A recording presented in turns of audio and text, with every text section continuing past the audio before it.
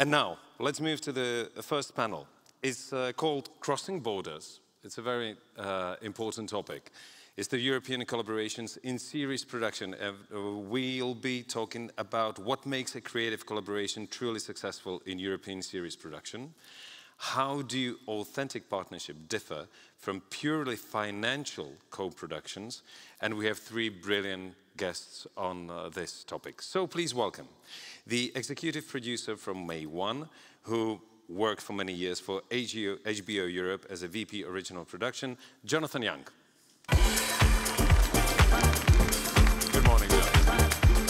Good to have you. Here somewhere, anyway. And then we have a guy who is free at last. Because after many, many years in the industry working for many companies, for the last 7 years he was a head of acquisition for international distribution at Lagardère Studio France, Media One Right. In May 2025, so very recently, he left and created his own company. Please welcome Emmanuel Eckertem.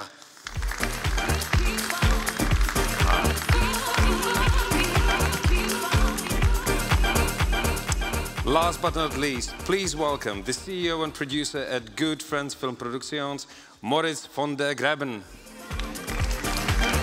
Good morning. Take your seat anywhere you want. Anywhere you want. Oh, the COVID style. All right. Separated. No, it's fine. The hugging one, yes. So guys, I think that we have about 45 minutes to talk about the collaboration in Europe. And I think the most important thing is that there are different terms that need to be explained. And I think let's talk about the difference between a financial co-production and a creative co-production. Johnathan, would you like to start on that? I can start simply by saying I'm not the expert on the financial co-production, so we'll pass that over. But when the topic was presented to me, I got really excited about the opportunity to talk about creative collaboration, because I do think that the most interesting stories that I've come across are happening in Central Europe, but it's not always so easy to get them onto the screen because of the budgetary situations. And co-production is a really, really important topic for us. So I'm interested in the creative side, and I can talk about that, but I do feel that the financial side should be other people. Just a moment. Sorry, I didn't want to stop you because I know that you want to say more, but can you hear Johnathan well? Or should he put his mic more? Can you hear him well? Okay, okay. Yeah, good. Okay, good. So, shall we continue, Johnathan? I didn't want to stop you. So sure. I think we'll talk about the creative side and the challenges and the opportunities, but I do think that there is a big difference between a co-production where the ambition is to find common ground between different cultures, let's say, different countries, for creative reasons, and co-productions that are put together for financial reasons. Now, obviously, there's a big crossover, but I think it's quite important to distinguish between the two, because the success or failure of co-productions is, I think, a lot to do with managing expectations. Emmanuel? Yes, indeed. I think yeah, it works. Good. It's good. I think the true co-productions are very rare. Because it needs to be it needs to have an organic subject, like finding a body in the border between two countries, or having the same body being cut in, and placed in 3 different countries. So that is very rare. So it all starts with the artistic point of view. So is it organic or not? So, but besides this very rare exception, it's mainly pre-acquisition, co-financement, cooperations, trying to take the best of any countries, or servicing countries, or servicing producer. So that's, when you talk about co-productions, which is very good, but not all of them are real co-productions. But that's very rare and very difficult to have true co-productions. Moritz, would you like, maybe you never need to put like an example of a specific show, but maybe like a case study that would give us the difference between these two terms? Well, first of all, I think every co-production is different. There's like, you can never compare them because people are different and the motives are different. Coming from big country like Germany, there's not so much the motive of the financial motive, which is much more important for smaller countries who can't finance 100% of their production. So I would say in Germany, for example, the motive is sometimes the fear of missing out an interesting project because it might not be available for sale later on. So you want to be part of it. And of course, all broadcasters also have the idea of prestige to be part of a certain project the world talks about. So it's, I think it's very important for the producers to know what point are they hitting at the broadcaster and or the streamer. So an example I was co-producing is a Netflix, well, later on Netflix, but first it was a ZDF show. I co-produced for ZDF. It was a Belgium show, Undercover, which did 3 seasons and some spin-offs later on. And that was a small country, Belgium, looking for money from a bigger country. So we became a minor co-producer. The creative side was mainly on the Belgium side with a great showrunner there. So the interesting thing about this example is it was a show which was very Belgium, so there was not much German impact. It even had the cultural difference between the Flemish, the Flandern part and the Netherlands. So even in the language, there were like very local differences.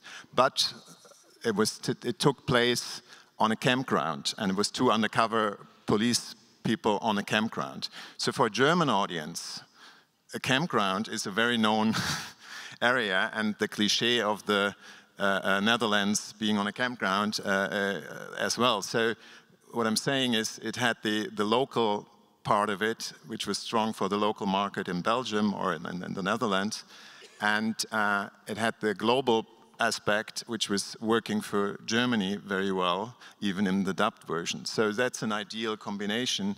And it was a German broadcaster, ZDF, who was keen on investing in European content. So that was the prestige part of it. And in the end, it worked out perfectly for both sides. And then Netflix came in and took over the production and financed the further seasons. So that's... But I mean, that's something you cannot repeat in a way. So. And just if you can elaborate in a few words, was the whole collaboration with all the parties from all the different countries smooth from the creative perspective? So it's never smooth, but I think it was a... there was a showrunner, young showrunner at that time, who became very successful then, Nico Molina, who was like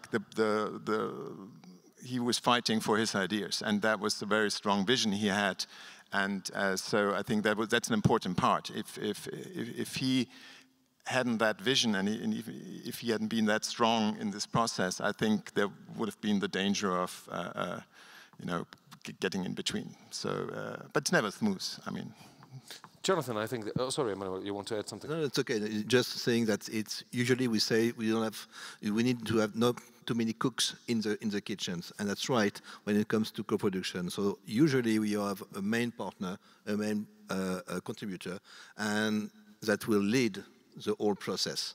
But it's rarely very smooth, to be honest. Usually there's always some tension, especially if you're working between linear networks and streamers, because they are 2 very different types and they don't want the same thing, on the same tune or the same universe. Johnathan, we were talking before the panel.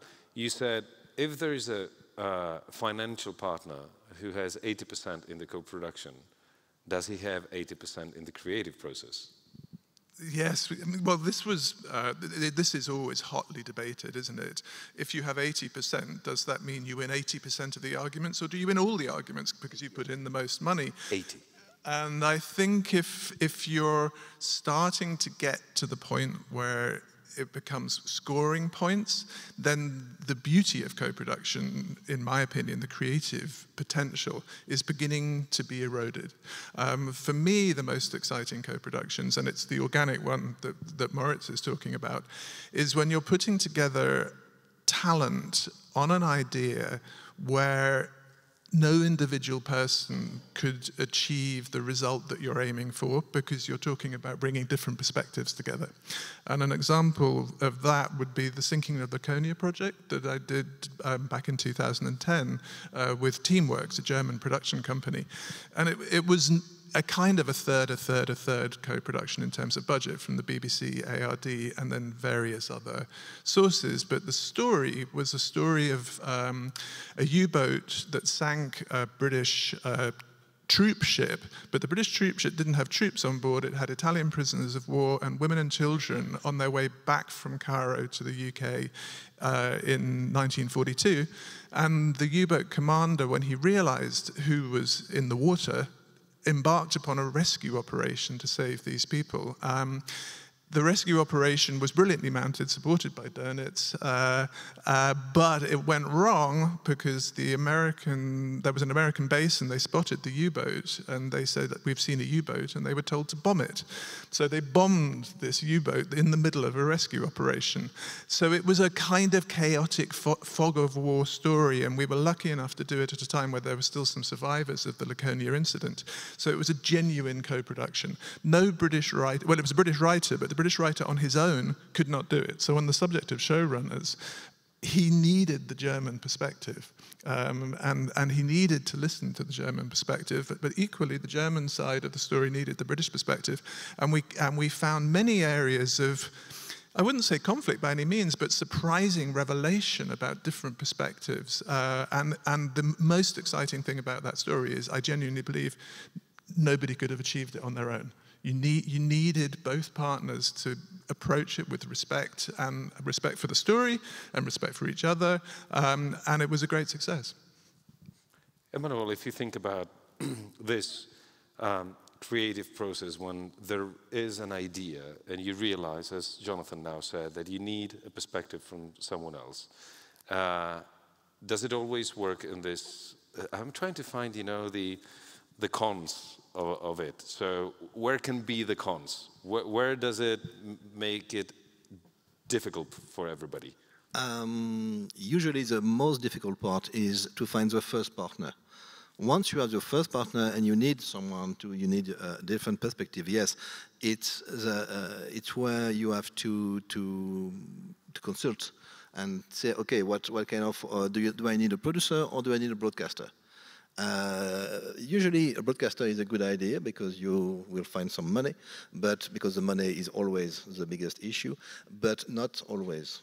Sometimes it's really about the creativity. But I would say difficulties are, there are a lot of difficulties when you want to do a real co-productions. Usually we say that co-production lasts 3 years like love stories. And so you have to find a good partner in love stories and co-productions. So not a one-night stand. Exactly. And when you talk about not co-production but co-financement and pre-acquisition, for example, that's in a way the easiest part, because it's just thanks to a distributor, sales agent, you can find ZDF, for example, or a big broadcaster, and you can have some money. He can ask only for having an actor from his country, so that's not a big deal. You can just have to change some little things. You can apply for media, so there's a lot of good things with pre-acquisition. The point is, now pre-acquisition are very rare and very difficult to have, because the market is so tough, it's so difficult, that even when you have a big IP, a big project with a lot of money, a lot of potentials, it's very difficult to find a true pre-acquisition, meaning a broadcaster who on script say, okay, I will finance you and I want the show. It's more and more difficult to have this. So you're talking about commissioners? Exactly. Commissioners. Exactly. Or streamers, both. Yeah, both, and streamers. Yeah. Okay. Okay, so you have the trouble to finding the first partner, and we're talking more about the financial co-production, because with the creative co-production, it's a little bit complicated. When you try to find a partner for a creative co-production, that has to make sense, as you said, Johnathan. It has to be a story that is related. So how do you find a relevant creative partner? Well, I would say either it's in your concept or it's not. If it's not in your concept, if you don't have two or three countries in your concept, you can always find a partner, but it will be difficult. It's try to be simple with your concept. You have a concept with two countries, you will find a partner. But if you want a partner to have a co-productions, that's I would say a twisted process, because you will find a partner, you might find some financiers and everything, but it's not artistically driven. Mm-hmm. It's different. This is important, Moritz. So, if the collaboration is not artistically driven, but it brings also the artistic collaboration, how do you manage to find a way to balance the needs for the project? Because you start with something that is a necessity, and it ends up with an artistic collaboration.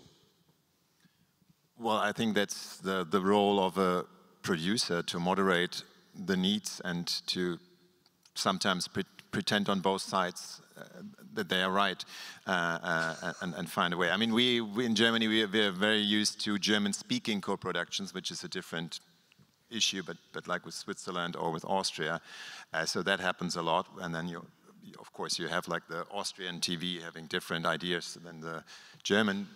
They are close, so then you find actors who are Austrian but pretend to be German, or the other way around. So that works. You can work around it, but it's a challenge, of course, and it's and there are examples of projects, I think, on the market where you say this didn't really work out in the end. You feel the need of co-productions, but you don't see the results positive. So that happens. I think for a long time now, as all markets were producing so much themselves, the number of co-productions went down and the need for local content was high. So I think we are now at a shifting point again, because the budgets are going down, there's less money in the market, so I'm optimistic that some more co-productions will come up with a need financially, but then have the creative need to find a solution. So I think it's going to go more into that direction again. Okay, so what you are talking about is that the possible trend is that, first of all, there is a financial need, and then comes the artistic collaboration. Johnathan, could that affect also the artistic collaboration on the projects? Because it seems that the money will come first. Yes, yes, it's bound to. But it's back to the managing of expectations and the quality of the idea. I think if it is just a financial exercise and the creative input is motivated by money, it's probably more likely to end up in the sort of messy place that you're talking about.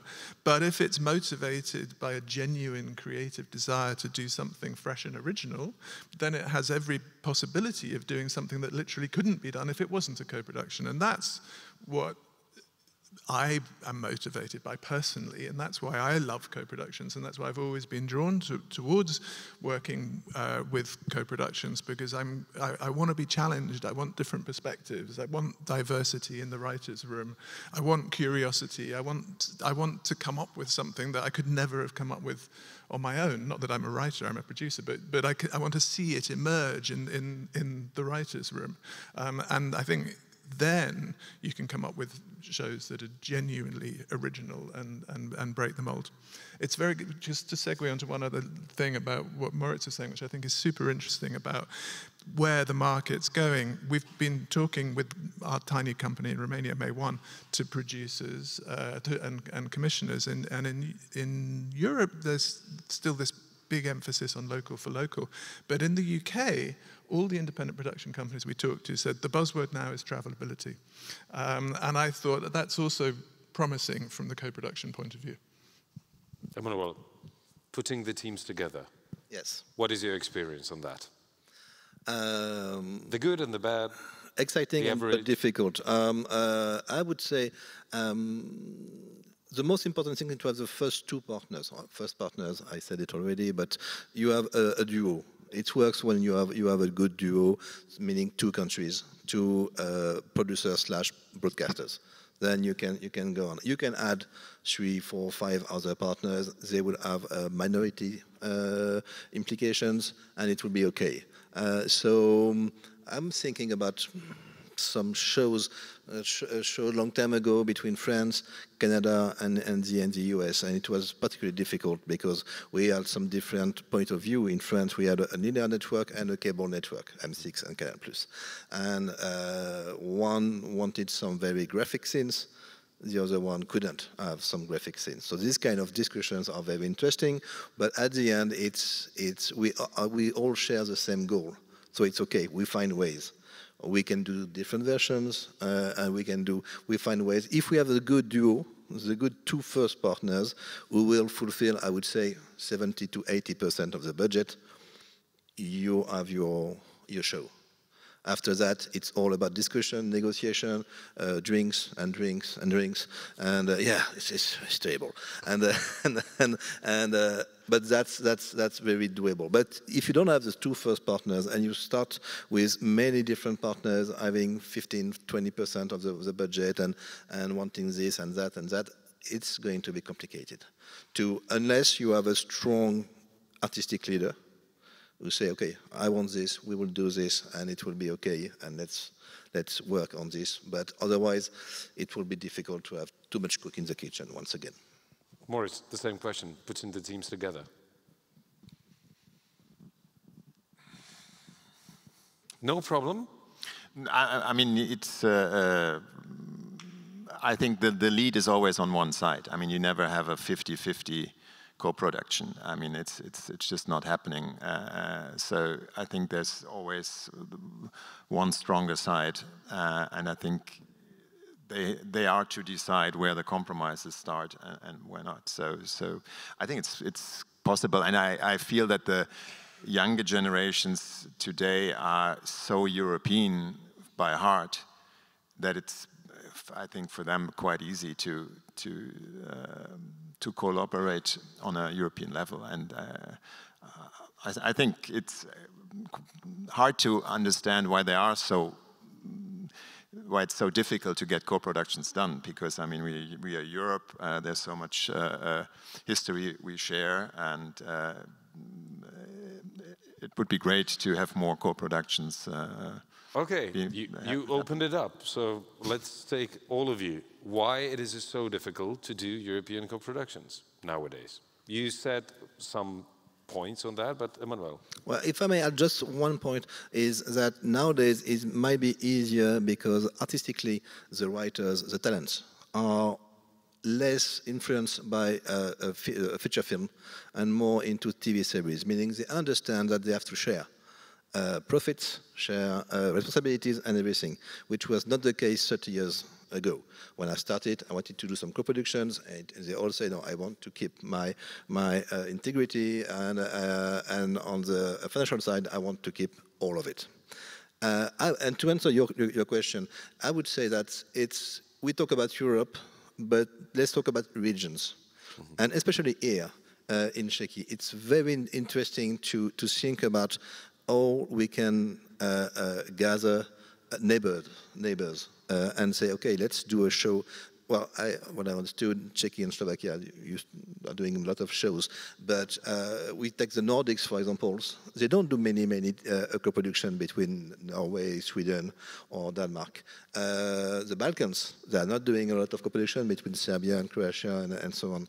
So if we start with the regions and say, okay, if we have a big group / broadcasters, and I'm not only talking about CME, but also who say, okay, we have many countries, many networks, in many countries, so we can gather talents and say we can gather money and talents and do a big shows. We could have this breakthrough and say, okay, a show from Central Eastern Europe are going worldwide. And that's what we all want. Having better shows, better budgets, and better life. But the question is why it's not happening yet. It takes time. It's mainly cultural, and I think to gather energies and money, we need one big partner. It could be a streamer, it could be a group, but it all comes about money. So if we want to gather different countries, different broadcasters, we need to have someone who can do this, and it's very difficult. Johnathan, why it's so difficult to do the co-productions? I wish I knew, to be honest, because... You're sitting in a panel. I know. You have to pretend at least that you're the expert. I know. I've had the luxury of being at HBO, so we did some co-productions, but we were able to a certain extent, be in the driving seat. We did a show called Hackerville, super interesting, with Germany, Romanian-German co-production. Very interesting because it revealed certain commonalities of ambition, but also quite significant cultural differences, and the journey to find the space in between was super interesting. So it's something that I'm actively exploring right now. I think it's probably... Sorry, before you leave that topic, because I remember the series. Yes. If I'm correct, it was German-Romanian. Exactly. Was it exactly. Yes. Yeah. So, where were the clashes? Did I say clash? Challenges, perhaps. Okay. I think the guy who came up with the original idea is a very good friend of mine, still a very good friend of mine, underestimated how different Germany was from Romania. So had a vision for the show that was a German show that didn't take into account the Romanian sensibility, which is quite different. It's partly historical and it's partly cultural. So when we sat in a room with the Romanian writers, some of the assumptions that were made in the very first instance were challenged, and he had to go on a journey to understand that they weren't just challenging him for the sake of challenging him, but they genuinely had a different perception on certain things like history, and by history I actually mean the historical buildings. There was an incident where he felt that there should be a property that was of value to the Romanian characters, and the Romanian writers were saying, but we wouldn't value that historical property. If we had that property, we'd knock it down and build a new property. To a certain extent, they were teasing him, but then there's also some truth in that. And it was finding the space between. That's just one small example, but there were numerous examples. But it was a process where we started off with a shared vision. We ended up at a point where it looked like there were two very different visions, and then we came back to the space in between. But that was definitely a show that no one person could have written. If the German perspective on that story would not have worked for the Romanian audience, and the Romanian perspective on that story would not have worked for the German audience. And you have to find the space in between. You started it. Why it's so complicated? I regret that I started it, but no, I think it's, well, one issue is language. Too many languages? Too many languages, which, and then you have countries that dub and others don't, so that's an issue. I think that might be solved by AI in the near future. I mean, that's going to be interesting to see. Well, I mean, it's going to take, I guess, 2-3 years, and AI will perfectly dub in the original voice, and so you won't see the difference. That might have an impact. And change things. And the other is, I think, is also egos. I mean, this is a business full of egos, and the more egos in one project, the more complicated it gets. Yeah. Yeah, but the egos are either like, it's not only a European thing, it's like within the country too. So you have a problem creative. Yes. In Czechia, the same as if it was a collaboration. Yeah. But sometimes it's the advantage, you know the egos in your country, you don't know the other egos in other countries. So it's okay, so yeah. Just one point I would say: if we are not talking about an artistic co-production, meaning if there is not an organic subject where it's obvious that you need to work with 2 or 3 countries, we need to talk about the windowing. Windowing is when you have to deal between broadcasters who will have the first window, what what will be the holdback, 6 months, 12 months, if you have a streamer, not a streamer, and what streamer, because they might want only 2 months holdback. Now they are more flexible and have a 12 months holdback. But that's very important, because to have co-production, you need to have many partners, linear and streamers. And to have both, you have to do some windowing. You have to negotiate the time you have exclusivity with the program and the time you have to share the program on the other platform and linear platform. And maybe one of the issues is, well, the streamers, maybe, but also I would say some networks locally who don't want to share, especially public networks. For obvious reasons, it's public money, so they are very cautious about it, so they don't want to share rights. And so with some countries, it's absolutely impossible to make a deal, a public network and a streamer. They don't want to share. So even if it's 12 months, Netherlands, for example, I have some huge problems. I bought a show from NPO, I sold it to Netflix, huge success. For the first time, a show from the Netherlands has been for, I think, 6 weeks on the top 10 worldwide. So it was a very good deal. But NPO, they don't care about it. Because it's public money, so they only want to take all rights and to have their own platforms provided by their own money. Norway is the same, if I remember well. And so some countries, that's a main issue, if you want, because public broadcasters are oftentimes, usually, the one who will finance the most in each country. And if they don't want to share their rights, it will be very difficult to do some co-productions. Johnathan, do you see the same in Romania, or the emerging countries and regions are having a different approach or a changing approach to collaboration? I think it's evolving.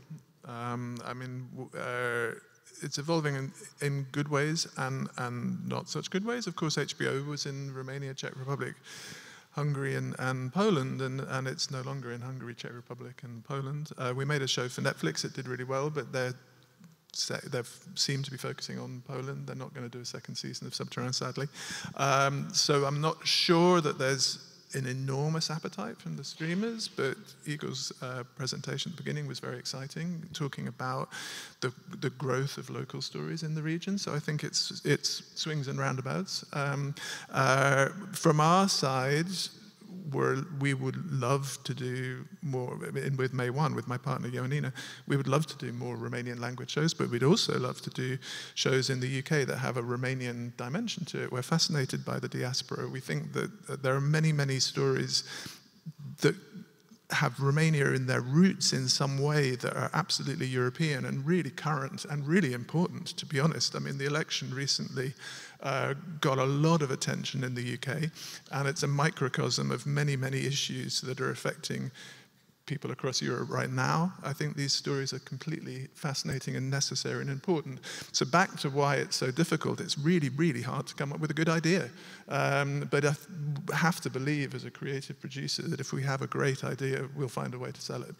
We have a lot of questions from Slido. Thank you very much for them. So let's start. And I think it's one topic that we didn't talk about, because we are talking about creativity, about collaboration, but there's an important question. How can the authors pitch for you?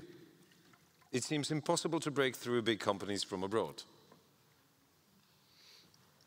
Do you read your emails? Emails? Only fax. Only fax. I don't have any emails. Only fax. So you don't want to answer this question, obviously. Yes, I don't. Exactly. We are doing some mentoring. We are seeing a lot of producers and talents. So either you are in position to be a commissioner, and so you can bring some money, or you are a producer who will look for commissioner. But that for sure, we read all the emails and we try to answer. Well, it's new for me because I'm a new free man, so that's I don't have any name or email yet, but. At one point I will have, and I will read the emails, and I know some people here, and I receive some email, I read the emails, and so no, it works. Yes, it works. Yeah. So jokes aside, what's the best way for you to be approached by creative minds? Because this is really important. Well, I think in general we are all approachable. I don't think there's a closed door or something. But I think it's important to know, for me as a German producer, it doesn't make sense to go to a broadcaster or streamer in Germany with a foreign project without a foreign broadcaster in place. So, because then they're going to ask why should we be interested in a project that doesn't even have someone in the home territory. So a project that has already the base financing in their home territory is always something you can look at, but before that it doesn't really make much sense. So it's also about the creative team that wants to approach you to really have an understanding how the whole business is working. So you don't read stuff that you already know from the very first two sentences that you're not going to collaborate with. Well, if it's a project like Johnathan was saying in the beginning, if it's a two-country story, I mean, of course you can check if there's an interest in that second country, but usually a broadcaster in Germany would not be interested in a project that doesn't have a convincing financing from their home territory. Very well. Johnathan? This is the question of approachability. Well, I guess we're here because we want to be approached. I mean, we're in the business of creative dialogue, so we're always open to conversation. And certainly things like the pop-up initiative from Tatino was a fantastic opportunity to meet diverse people. I think it's, from me on the creative side, it's about the connection. It's about the spark that you have with people, and you've got to be in it to win it. You have to keep going. You have to kiss a lot of frogs, as they used to say at the BBC, to find your prince. But if you have a great idea and if you have the passion, keep going, and you'll find the person, and you'll get it, and it'll happen. But for one last point, for the talents, writers and everything, it's important to know their own markets. So what they are doing, is it important for their own market first? If they want to do co-production, that's another type of reflection. But still, knowing their own market, meaning knowing to whom sending an email, to be very specific and not random, and say, okay, I have a good idea, I wrote a script of 120 pages, so I will send it to everyone. We will not read it. We will usually, when we receive something, it works for the broadcaster, for the commissioner, for the streamers, for the producers.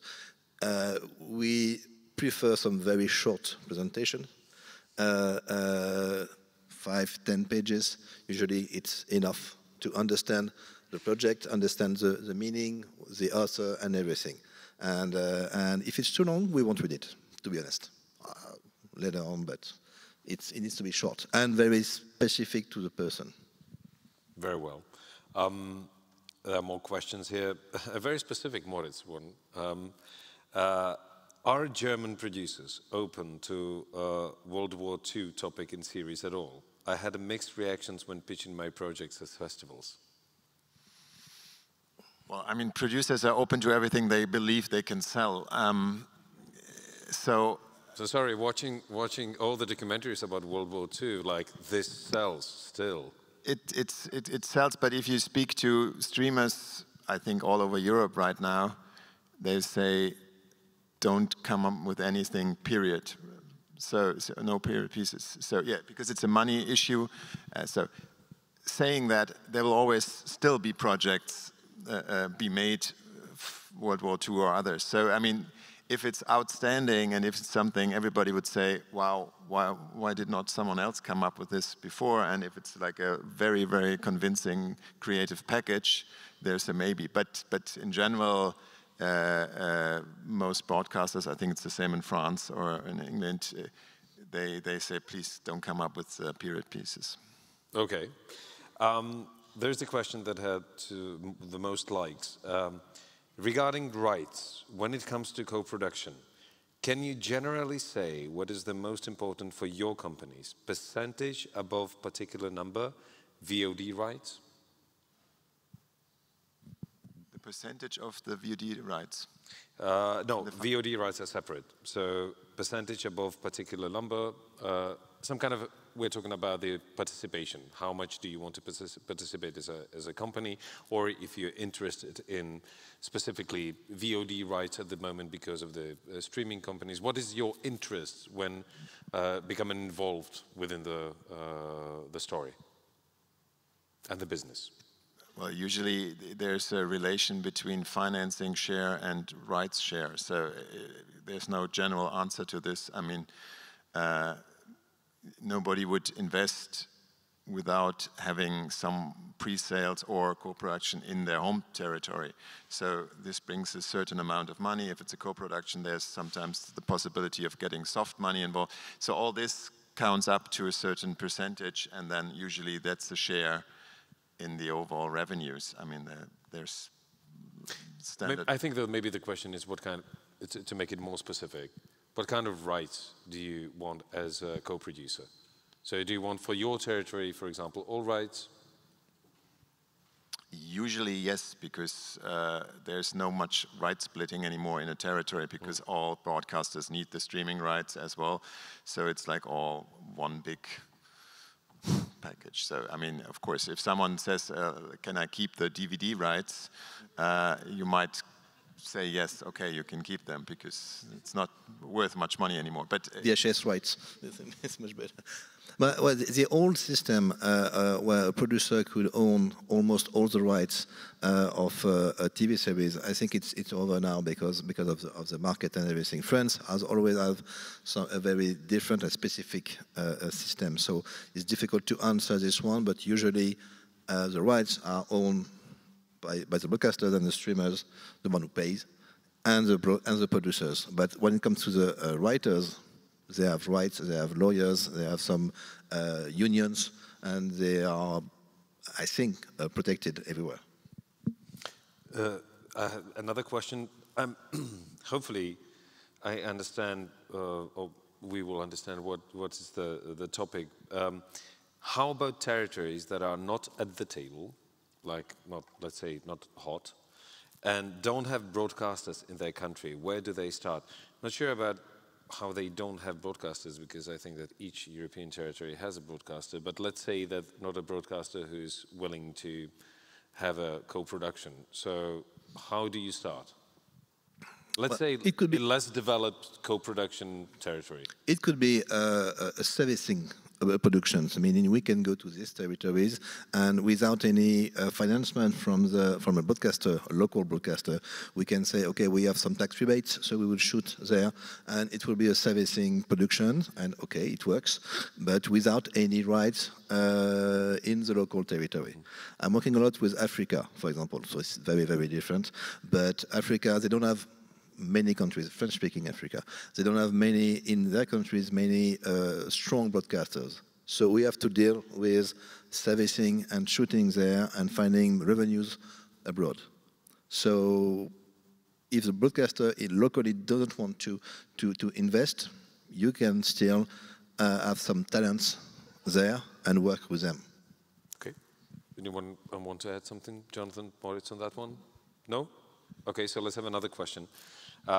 What do you think about co-developing drama formats and then shooting different language versions with local actors? Is it a viable way to co-produce? Johnathan, for example. I believe people are talking about it more and more. I've never tried it. It sounds complex, to be perfectly honest, but I'd look at it for sure. And you're very diplomatic if you say complex. Very complex. but I do believe it's happened. I do believe it's happened, and I think if it's the way to get the show made, you'd have to look at it and you'd have to do whatever you could to make it work. But one important thing is now with the youngest generations, that means not me, but my son, they don't, we have what we call the Babylonian TV series, meaning each character speaks his own language. It's impossible now to see a show, for example, World War II, with Germans speaking English. It will be weird.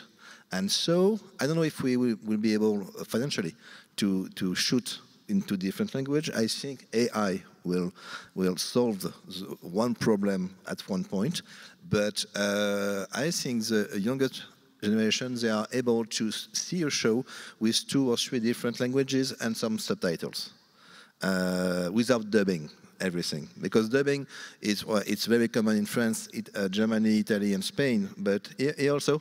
Okay, so dubbing also, but it's true that I think the youngest one prefers some subtitles and keep the voice. But if AI manage to dub, keep the voice and the lip sync, it's another era, another level. Moritz is saying the same, that the time or AI will solve this. Well, I think the question is, or the question was, if I understood right, can you shoot the same show twice at the same place? I think you can do that, and I mean, it's done in non-scripted areas a lot. So I think theoretically, if it's a show that it's very based on local characters on the one hand, but an expensive set, then it's something you could think about. I mean, if you I don't know, have a show in a laboratory which is expensive to build, and you have 2 characters in there, why not shoot the same show twice with different? So, but if you have convincing scripts for that, and I mean, the whole format business is a big business right now. So there's a lot of shows that get remakes worldwide. Very successfully. I mean, some countries are really specialized on this right now, like Israel, or their shows get made all over the world again and again.